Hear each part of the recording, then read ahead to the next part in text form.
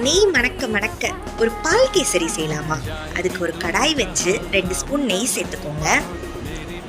கொஞ்சமாக முந்திரி சேர்த்து அந்த நெய்யில் நல்லா வறுத்து தனியாக எடுத்து வச்சுக்கோங்க. இப்போ அந்த நெய்லையே 1 கப் ரவை சேர்த்து நல்லா கலந்து விடுங்க. நல்லா கலந்ததும் 1 கப் பால் சேர்த்துக்கோங்க. பால் சேர்த்து நல்லா கலந்து விடுங்க. ரவை பாலில் நல்லா வெந்து வரணும். நல்லா கலந்து விட விட கட்டியெல்லாம் நல்லா உடைஞ்சி வரும். கட்டி சேராமல் நல்லா கலந்து எடுத்துக்கோங்க. இப்போ 1 கப் சர்க்கரை சேர்த்து நல்லா கலந்து விடுங்க.